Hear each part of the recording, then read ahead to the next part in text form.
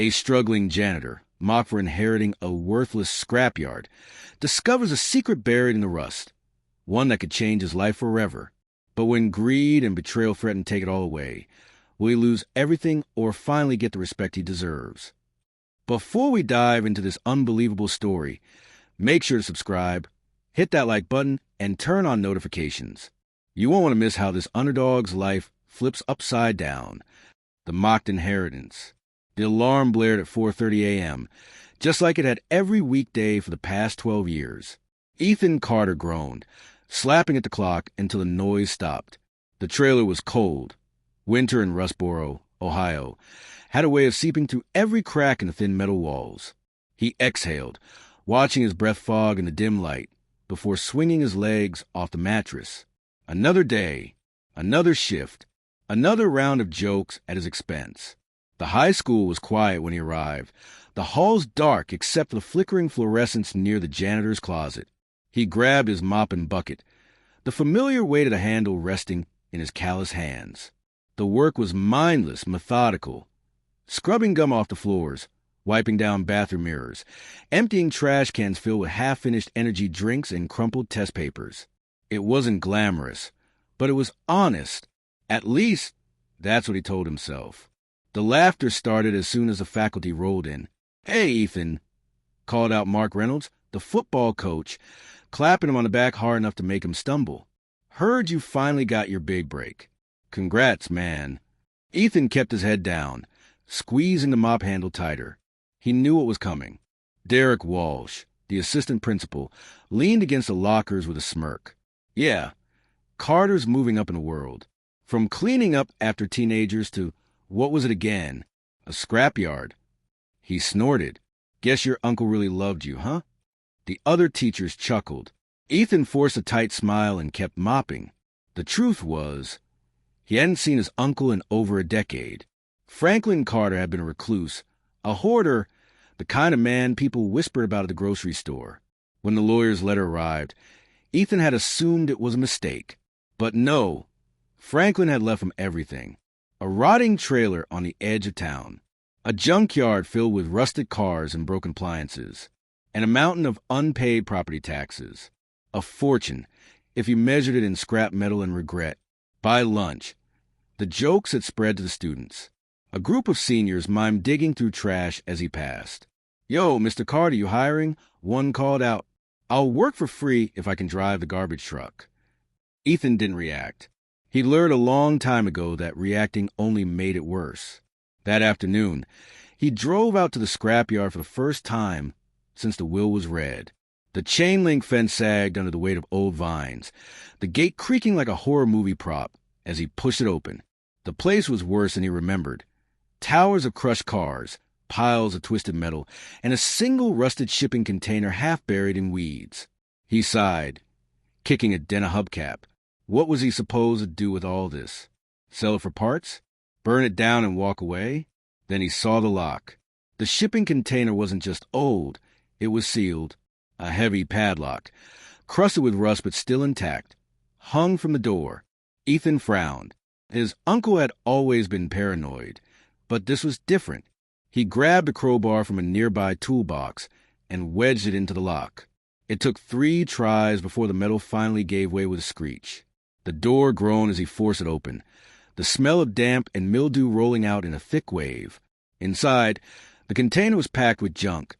Old furniture, mildewed boxes, a stack of yellowed newspapers from the 1970s. But in the far corner, half hidden under a tarp, was a small metal safe. Ethan's pulse picked up. He dragged the safe out into the fading sunlight, wiping away decades of grime. It was sturdy, the kind with a combination dial, but the lock was rusted shut. He raised the crowbar again. "Find something interesting?" The voice came from behind him. Ethan spun, crowbar still in hand. A man in a dark coat stood at the edge of the scrapyard, watching him. He hadn't heard anyone approach. "Private property," Ethan said, gripping the crowbar tighter. The man didn't move. "Franklin never mentioned me? We were business associates." His smile didn't reach his eyes. I'd hate to see his nephew make the same mistakes he did. A chill ran down Ethan's spine.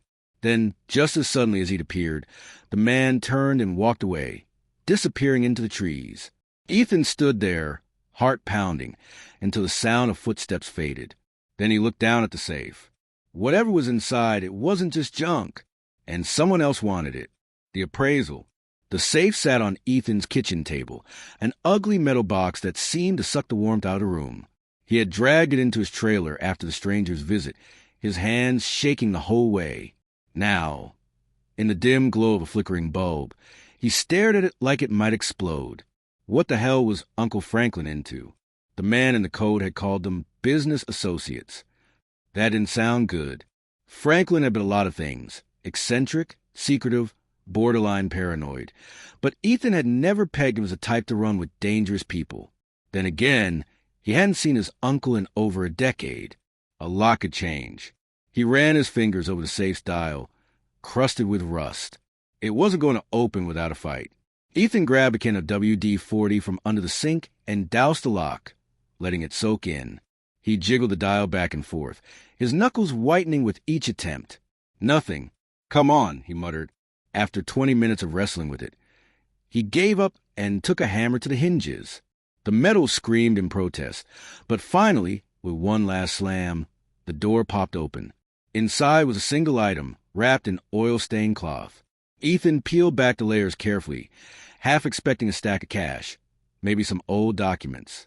What he uncovered instead made his breath catch. A pocket watch. But not just any pocket watch. This thing was old.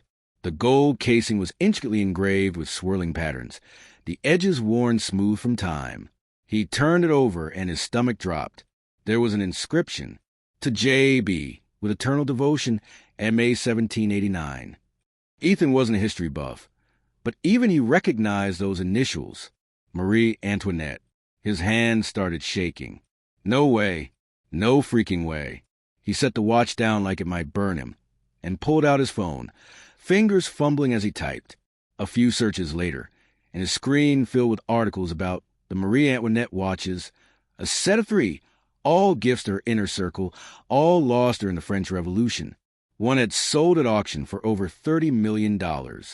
And he was pretty sure he was holding another one. Ethan sat back, his mind racing. This changed everything. If this was real, if it was authentic, he needed an expert. The next morning, he called in sick to work for the first time in 5 years. Lydia Cho's antique shop, Relics and Rarities, was nestled in a quiet corner of Cleveland, sandwiched between a coffee shop and a boarded-up bookstore. The bell above the door chimed as Ethan stepped inside, the smell of old wood and polish thick in the air. The woman behind the counter didn't look up. "If you're selling grandma's silverware, I'm not interested." Ethan swallowed. "I think I have something different."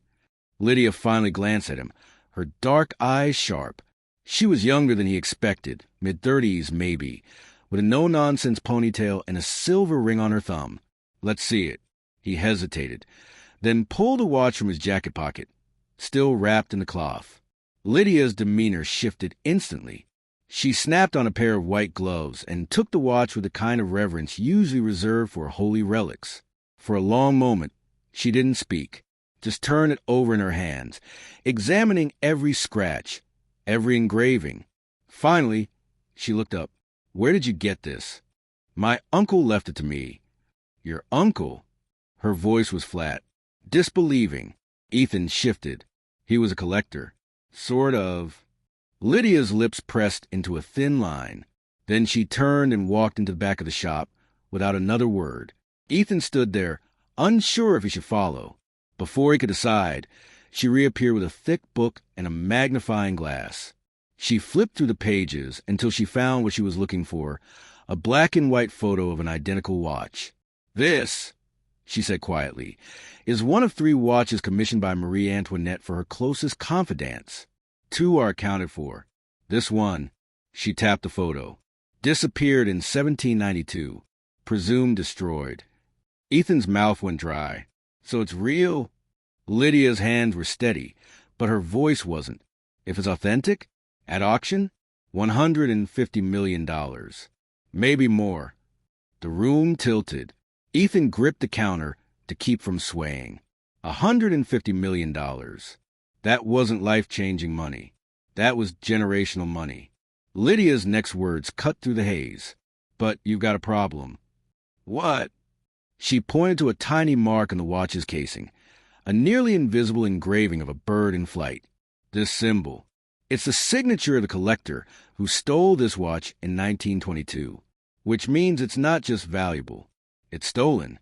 Ethan's stomach dropped. So I can't sell it? Oh, you can. Lydia's smile was grim. But the kind of people who deal in artifacts like this, they don't ask questions. And they don't take no for an answer. As if on cue, Ethan's phone buzzed. An unknown number. The text was short. You have something that belongs to us. Lydia's eyes flicked to the screen. When she spoke again, her voice was low. Urgent. Ethan, you need to decide right now if you're in this. Because if you are... She slid the watch back to him. You're playing with fire. The bullies close in. Ethan's hands trembled as he shoved the phone back into his pocket. The text burned in his mind like a brand. You have something that belongs to us. Lydia didn't miss his reaction. Let me guess, she said dryly. You've already got admirers. He forced a laugh, but it came out brittle. Just some guy who showed up at the scrapyard yesterday. Said he knew my uncle. Her expression darkened. What did he look like? Dark coat, cold eyes. The kind of guy who smiles like he's imagining your funeral. Lydia exhaled sharply and flipped the open sign on the shop door that closed. Vincent Cole.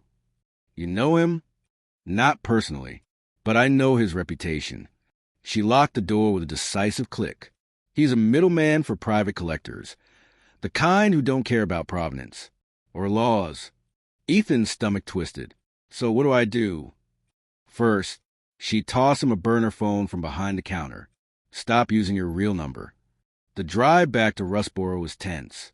Every set of headlights in his rear view felt like a threat. He took the long way home, cutting through back roads, half expecting a black sedan to materialize behind him. When he finally pulled up to his trailer, the unease didn't fade. Something felt off. The door was slightly ajar. Ethan froze. He always locked it. Always. Heart pounding. He grabbed the tire iron from his trunk and crept forward. The door creaked as he nudged it open, revealing the carnage inside. His trailer had been torn apart. Couch cushions slashed. Drawers dumped. Even the fridge door hung open, its contents scattered across the floor. They'd been thorough. The watch. He lunged for the loose floorboard near his bed, his hiding spot since childhood. The coffee can he'd stashed it and was still there, untouched.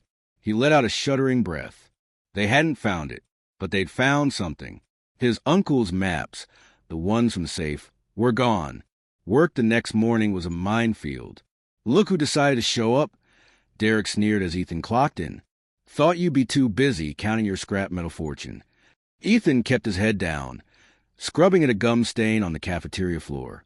The usual taunts rolled off him until Mark Reynolds, the football coach, leaned against his mop bucket. Heard you got visitors last night. Ethan's grip tightened on the mop. What? Mark shrugged. Saw a couple guys poking around your place when I was driving home. Fancy suits. Looked like they meant business. He smirked. You in trouble, Carter? The bell rang before Ethan could answer, saving him from a reply he'd regret. But the damage was done. They were watching him.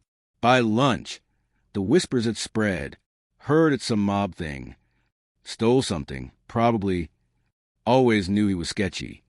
Ethan ducked into the janitor's closet, pressing his forehead against the cool metal shelves. He needed to think. Vincent knew where he lived, knew about the watch. And now, thanks to his uncle's missing maps, he might know there were more. His burner phone buzzed. Lydia, found something. Meet me at the shop. And bring the watch. That evening, he detoured past the scrapyard on his way to Cleveland. The shipping container stood open, its contents ransacked. They'd been here too. But as he turned to leave, a glint of metal caught his eye. Buried under a pile of debris was a small key. Old, tarnished, with a numbered tag still attached. 23. Ethan pocketed it, unease prickling his spine. Whatever game his uncle had been playing, He was now a pawn in it, and the stakes were life or death. The hidden letter. The key burned a hole in Ethan's pocket all the way to Cleveland. 23. It could mean anything: a safety deposit box, a locker, another hidden safe. But one thing was certain. His uncle had left it there for a reason. Lydia was waiting for him at Relics and Rarities, the shop's neon sign flickering in the dusk. She locked the door behind him the second he stepped inside, her usual sharp demeanor edged with something darker. Urgency. "You brought it?" she asked without preamble. Ethan nodded, pulling the coffee can from his backpack. The watch gleamed under the shop lights as he unwrapped it, its gold catching the glow like something alive. Lydia didn't touch it this time, just stared. "We need to move fast." Vincent's people had been sniffing around auction houses all day, asking about French Revolutionary artifacts. She pulled out a file from under the counter, spreading grainy surveillance photos across the glass. Recognize any of these men? Ethan's blood ran cold. The first photo showed the same dark-coated figure from the scrapyard, Vincent Cole, standing beside a hulking man with a scarred cheek. But it was the third photo that made his stomach drop. Derek, his co-worker, smirking, shaking hands with Vincent outside a diner Ethan recognized 2 towns over. "That son of a bitch," he whispered. "He's been feeding them information," Lydia said grimly. "Probably told them where you live, your work schedule, how to get into my damn trailer." Ethan's hands clenched. He should have known. Derek had always been a bully, but this was betrayal. Lydia tapped the photo. "This means they're closing in. And if they're willing to pay off your co-workers, they're not playing around." She hesitated. "There's something else." She flipped to the last photo, a blown-up image of one of his uncle's stolen maps, now laid out on a table. Vincent was pointing to a handwritten notation in the corner. "Street Ignatius, Vault 23. Ethan's breath caught. He pulled the key from his pocket, the numbered tag glaring up at them. 23. Lydia went very still. "Where did you get that?" "Found it in the scrapyard today, after they trashed the place." For the first time since he'd met her, Lydia looked genuinely rattled. Street Ignatius is the old church on the edge of Rustboro. It was converted into a bank in the 1920s. They turned the catacombs into private vaults. She met his eyes. "If your uncle hid something there, it's part of this mess." Ethan exhaled sharply. "We need to check it out." "We?" Lydia arched a brow. "Last I checked, this wasn't my problem." Ethan didn't blink. "You know more about this than anyone else. And I'll pay you. A finder's fee. Whatever's fair." She studied him for a long moment, then sighed. "Fine, but we do this my way. No stupid risks." St. Ignatius loomed against the night sky, its Gothic spires jagged and skeletal. The bank had closed decades ago. The building left to rot behind a chain-link fence. Lydia picked the rusted padlock with practiced ease, slipping through the gate. "Vaults are in the basement," she murmured. "Watch your step. The floor's probably crumbling." The air inside was thick with dust and decay. Their flashlight beams cut through the darkness, revealing pews stacked with moldy ledgers, shattered stained glass crunching underfoot. A flight of stairs led down, the wood groaning under their weight. The vault door stood at the end of a narrow hallway, its brass handle green with age. Lydia shone her light on the numbered plaques beside each compartment. 21, 22, 23. Ethan's pulse roared in his ears as he slid the key into the lock. It turned with a screech. Inside was a single envelope, brittle with age. His name was on the front. "Ethan, if you're reading this, I failed to protect you. The watch is part of the set. The others were stolen from me. They're dangerous. More than you know. Vincent Cole works for a man named Rayner.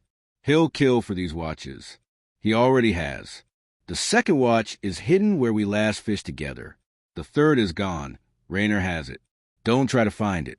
Burn this letter. And run." Franklin. Ethan's hand shook. His uncle hadn't just collected these watches. He'd been hunted for them. Lydia's voice was barely audible. "Ethan, look." She pointed to the vault's back wall. Scratched into the metal, fresh enough to still gleam, was a single word. "Soon."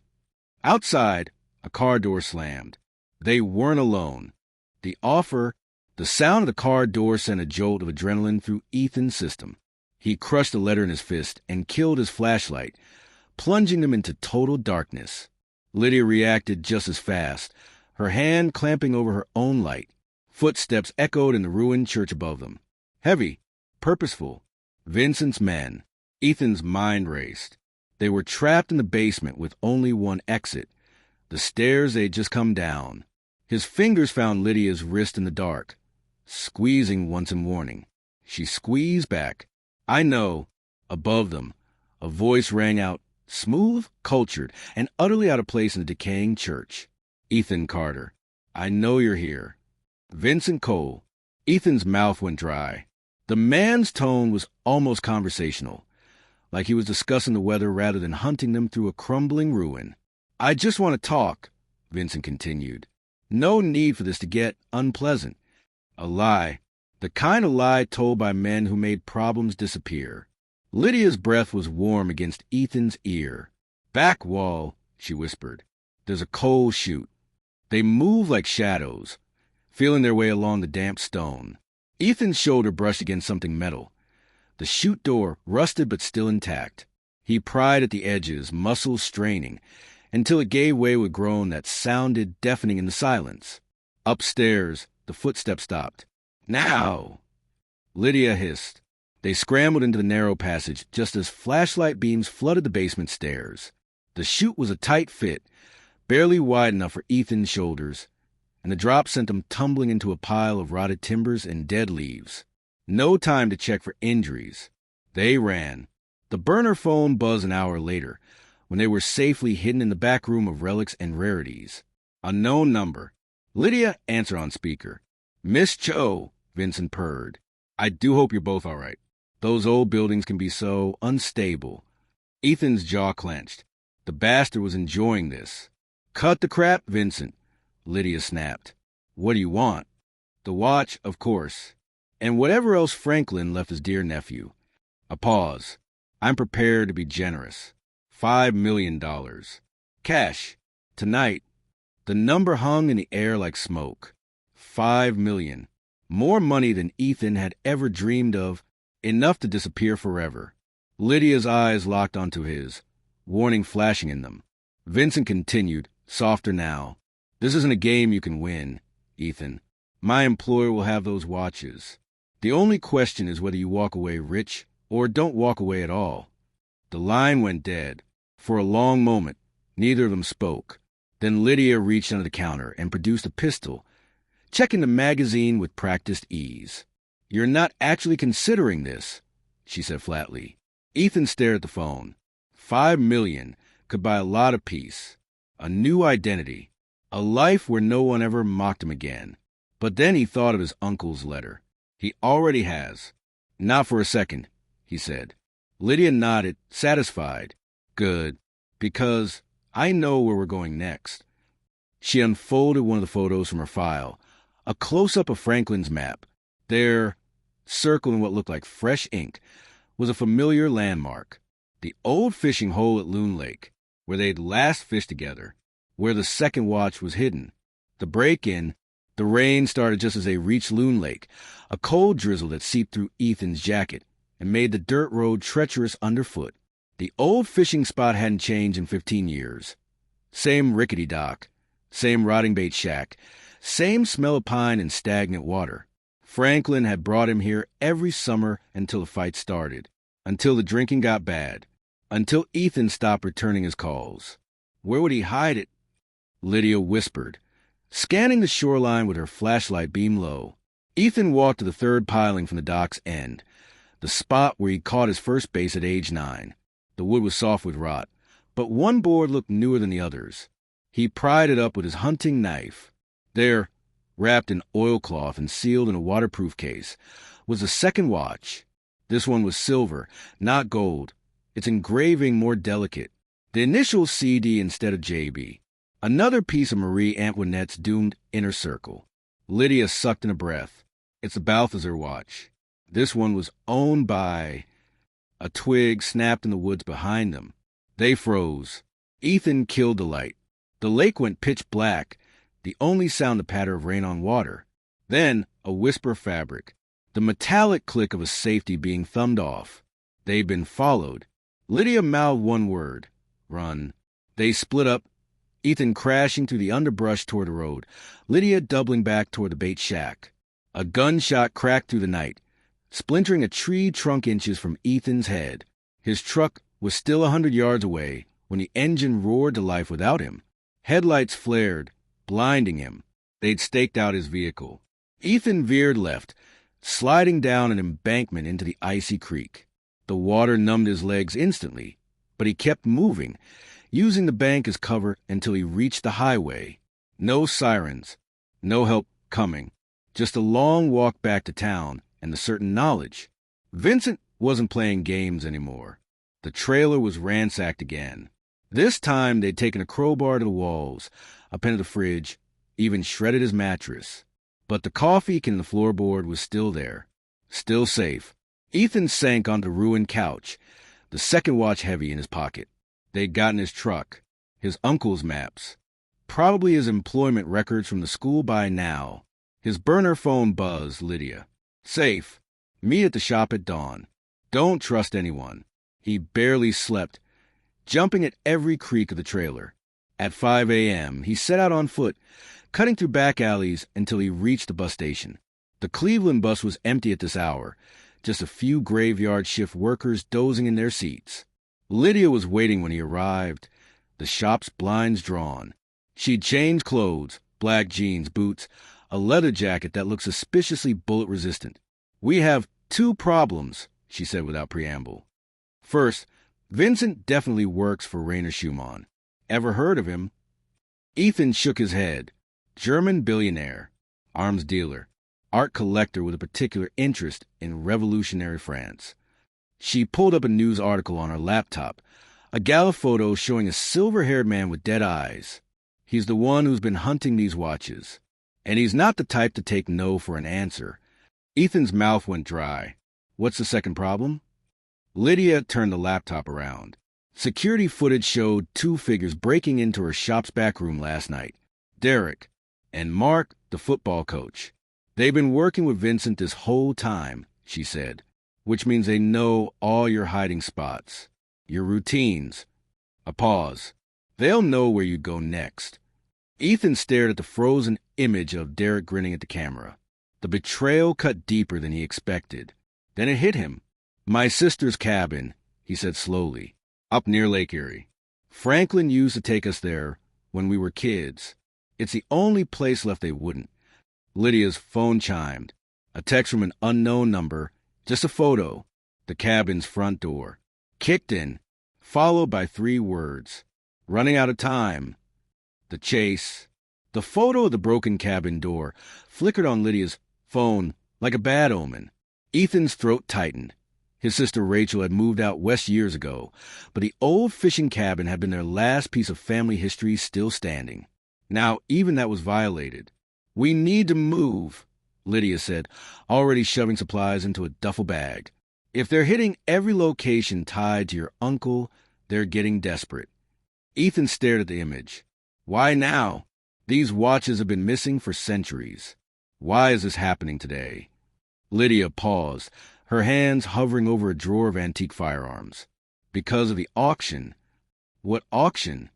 She pulled up a news article on her laptop. Schumann Foundation announces Revolutionary-era Gala, featuring Rainer's smirking face beside a photo of a gold pocket watch nearly identical to Ethan's. The third watch, Lydia said. He's unveiling it next week in New York. But the set's only worth its full value if he has all 3. She met Ethan's eyes. He's on a deadline. A knock at the shop's back door made them both freeze. Not the polite tap of a customer. 3 heavy, measured raps. Vincent, Lydia mouthed trapdoor, and pointed to the antique rug behind the counter. Ethan grabbed the duffel as she quietly lifted the hidden panel, revealing narrow stairs leading to the basement. The knocking turned to pounding. They descended just as glass shattered upstairs. Someone kicking in the front door. Heavy footsteps thudded overhead as Lydia led Ethan through a maze of storage crates to a rusted service door. Cold air hit Ethan's face as they emerged into the alley. Lydia didn't hesitate, sprinting toward her vintage Bronco parked 2 blocks over. "Where are we going?" Ethan gasped as they peeled onto the highway. Lydia's knuckles were white on the wheel, somewhere they won't expect. The somewhere turned out to be a derelict drive-in movie theater on the edge of Ashtabula. The screen was a skeleton of peeling plywood, the speaker poles leaning like grave markers, but the projector booth was intact, and, as Lydia demonstrated with a key from her chain, alarmingly well-stocked. Safe house. Ethan guessed, eyeing a canned goods and military-grade first aid kit. Something like that. Lydia tossed him a burner phone still in its packaging. "My grandfather built these during the Cold War. Most are gone now, but a few slipped through the cracks." Ethan unwrapped the watch from his pocket. Both watches now, the gold and the silver, and laid them on the dusty work table. In the dim light, their engravings seemed to whisper secrets. "We can't just hide forever," he said. Lydia racked the slide on a compact pistol. "We're not hiding. We're regrouping." She nodded to the watches. "These are worth more than money. They're leverage." A thought struck Ethan. The letter said Rayner already killed for them. "You think he?" "Your uncle?" Lydia's face softened. "Yeah, I do." The weight of it settled over Ethan. Franklin hadn't just been a hoarder. He'd been a man protecting treasures, and his nephew, from monsters. Outside, an owl cried. Closer. Tires crunched gravel. Lydia killed the lantern. Darkness swallowed them whole. Ethan reached for the pistol she'd given him, the metal cold in his grip. The headlights swept past their hiding spot once, twice, then disappeared down the access road. "For now. They'll keep coming," Lydia whispered. Ethan studied the watches gleaming in the moonlight. "Then we go on offense." The trap. Dawn painted the drive-in theater in pale gold. When Ethan finally spoke his idea aloud, "We use the watches as bait." Lydia looked up from cleaning her pistol, eyebrows raised. "You want to hand them to Rayner?" "No." Ethan traced the engraving on the silver watch. "CD, Comte de Provence, Marie Antoinette's brother-in-law. We make him think he's won." He laid out the plan in quick, rough strokes. A fake sale. A stage handoff. Lure Vincent into the open where the FBI could take him down. And through him, reach Rayner. Lydia listened silently, then shook her head. Too many variables. Vincent's not stupid. But Derek is. Ethan pulled up his former co-worker's Facebook page. A dozen posts in the last 24 hours boasting about big money coming soon at a dive bar called a Rusty Nail. He'll jump at the chance to impress Vincent. Lydia studied the screen, then Ethan's face. "You're really willing to risk this?" Ethan thought of Franklin's letter. "He already has." "Yeah." The Rusty Nail smelled like stale beer and regret. Ethan kept his hood up as he slid into the booth where Derek held court, regaling 2 high school janitors with tales of his impending fortune. "Look what the cat dragged in," Derek sneered when he spotted Ethan. "Thought you'd be halfway to Mexico by now." Ethan leaned in. "I need your help." Derek's grin turned predatory. 20 minutes and 3 whiskeys later, Ethan accidentally let slip that he was selling the watches tonight, at the scrapyard where it all began. Derek's eyes gleamed with dollar signs. "Vincent will want to be there," Derek said a little too eagerly. Ethan pretended to hesitate. "Just him. No cops. No tricks." As he left, he made sure to forget his burner phone on the table, the one Lydia had bugged. The scrapyard at midnight was a graveyard of shadows. Ethan positioned himself near the shipping container, the watch's cases heavy in his jacket. Lydia was hidden 30 yards away in a gutted pickup, her rifle trained on the entrance. Vincent arrived exactly on time, flanked by Derek and the scar enforcer from the photos. No police. No FBI yet either. They were running late. "Ethan." Vincent smiled like they were old friends. "Let's see them." Ethan produced the cases slowly, letting the gold watch catch the moonlight. Money first. Vincent snapped his fingers. The enforcer tossed a duffel bag at Ethan's feet. It was stuffed with newspaper. Derek laughed. "You actually fell for it." Vincent drew a pistol. "Give me the watches. Then maybe I don't burn your trailer down with you in it." Ethan's pulse roared. The FBI should have been here by now. Then, tires screeching, headlights swerving into the yard. But it wasn't the feds. It was Mark, the football coach, slamming out his truck with a shotgun. "You lying son of a bitch," he screamed at Vincent. "You said I'd get the reward." Chaos erupted. Vincent's enforcer swung his gun toward Mark. Derek dove for cover. And in the confusion, Lydia's rifle cracked, taking out the enforcer's knee. Ethan lunged for Vincent, tackling him into the dirt. The pistol skittered away as they grappled, Vincent's manicured nails raking Ethan's face. "You don't know what you're messing with," Vincent hissed. "Raynor will skin you alive." Sirens wailed in the distance. Vincent kneed Ethan in the gut and scrambled up, sprinting for his car. Derek followed, but Mark tackled him, fists flying. "You ruined everything." Mark howled. Lydia emerged from cover, rifle trained on Vincent's fleeing form. "Ethan, the watches." They were gone, vanished in the scuffle. The FBI arrived to find Ethan on his hands and knees in the dirt, searching frantically as red and blue lights painted the rusted metal around them. Somewhere in the darkness, the third player in this game watched and smiled. The decision, the FBI interrogation room smelled like stale coffee and industrial cleaner. Ethan rubbed his bruised wrist where the handcuffs had bitten into his skin during the ride downtown.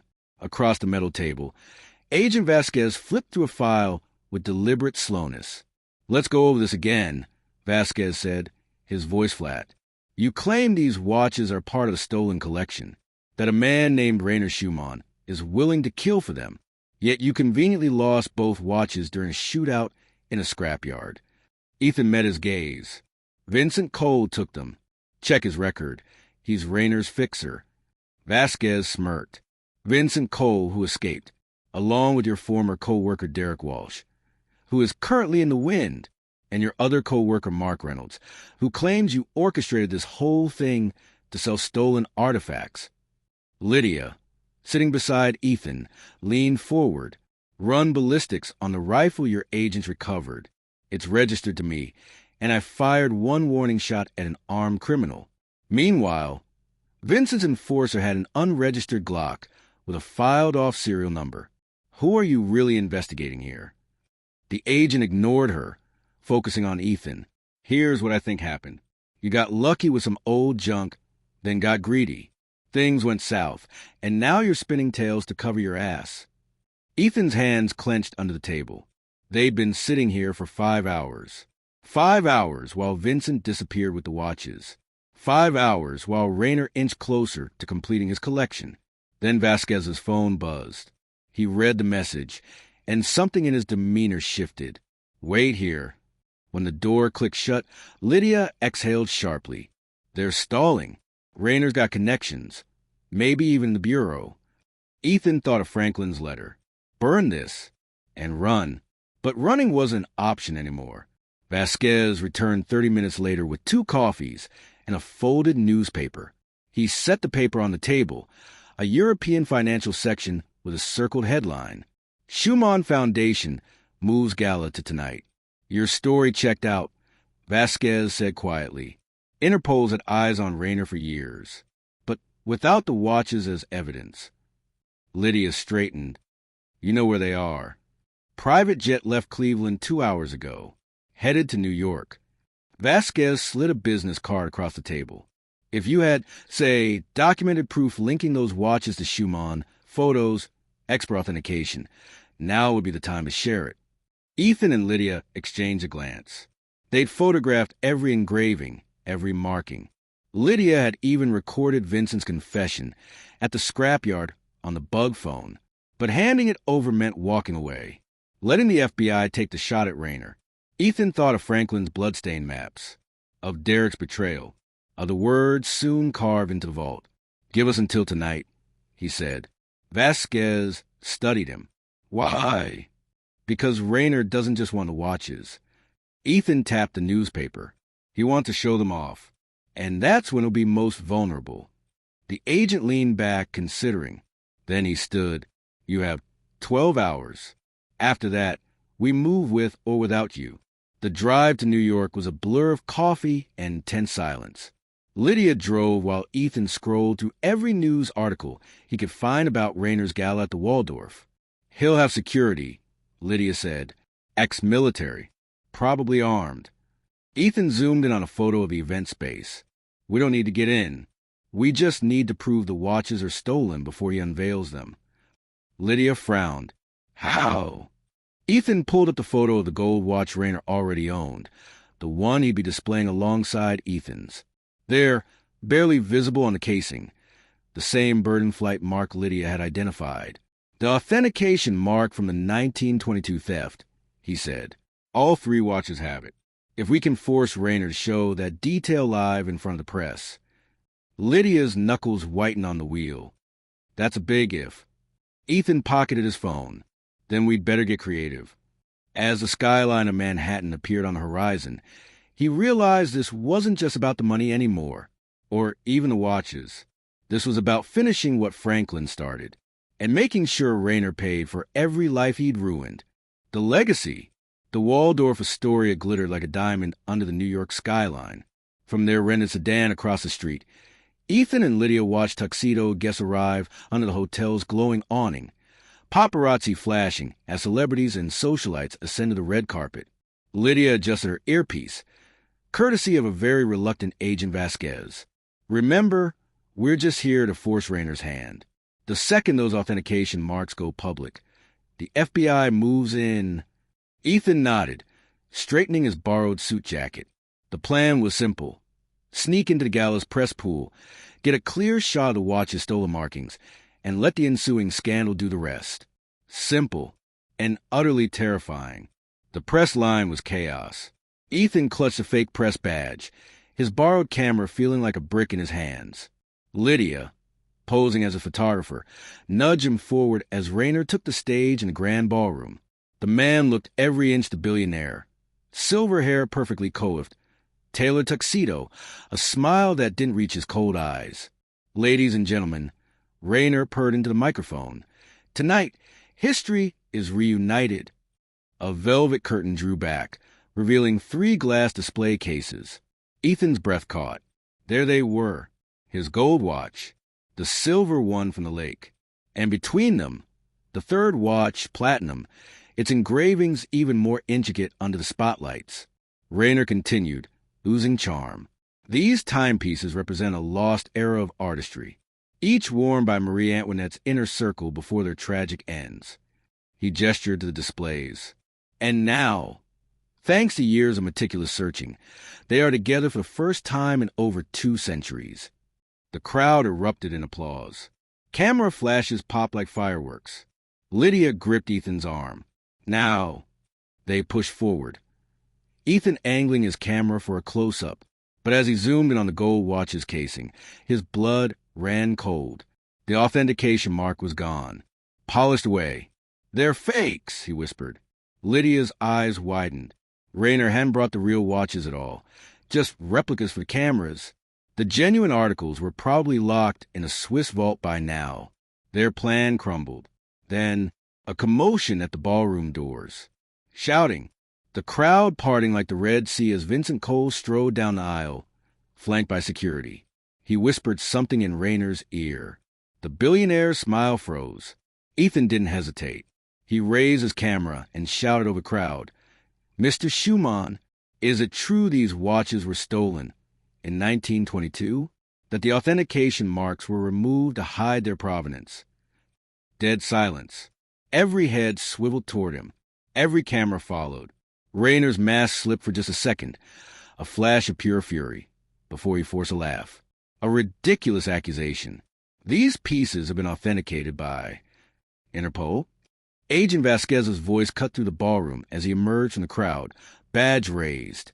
Because their art theft division has some questions about that platinum watch, Mr. Schumann. Specifically, the bullet hole in its casing from when it was stolen in Prague. Chaos erupted. Reporters surged forward. Security scrambled. Rayner's polished veneer shattered as he snarled at Vincent. You idiot! In the frenzy, Lydia grabbed Ethan's arm and hauled him toward an emergency exit. Time to go. 3 days later, the headlines told the story. Billionaire collector arrested in stolen artifact scandal. Missing Marie Antoinette. Watches recovered by FBI. Schumann Foundation in ruins. Ethan sat on the steps of his newly repaired trailer, the morning sun warm on his face. The FBI had returned the watches to their rightful owners, museums in Paris and Vienna. Rayner was out on bail, but facing extradition. Vincent had turned state's witness. And Derek? Last Ethan heard, he'd been picked up trying to flee to Canada with a duffel bag full of counterfeit bills. The screen door creaked as Lydia emerged, holding 2 mugs of coffee. She handed him one and sat down, her knee brushing his. "You okay?" Ethan sipped his coffee, considering. He'd lost the watches, the money, but for the first time in years, he didn't feel like the butt of someone else's joke. "Yeah," he said, "I think I am." Lydia smiled, nudging him with her shoulder. "Good, because I've got a proposition for you." She pulled out a business card, Joe and Carter Art Recovery, and handed it to him. Ethan laughed. "You're serious?" "Dead serious." Lydia's eyes sparkled. "Turns out there's a lot of lost history out there, and we're pretty good at finding it." In the distance, a car pulled up to the scrapyard. A woman stepped out, early 60s, sharp-eyed, with an air of no-nonsense authority. "Ethan Carter?" she called. "I'm with the Historical Society. We understand you've inherited Franklin Carter's collection. We like to discuss turning this place into a proper archive." Ethan looked at Lydia, then back at the scrapyard, at the rusted metal and hidden stories waiting to be uncovered. Franklin's real legacy. And maybe, just maybe, his own. He stood, brushing dust from his jeans, and extended a hand. "Let's talk." The end. If the story of hidden treasures and second chances moved you, hit that like button and subscribe for more tales of ordinary people discovering extraordinary legacies. Because sometimes the greatest fortunes aren't made of gold, but of redemption.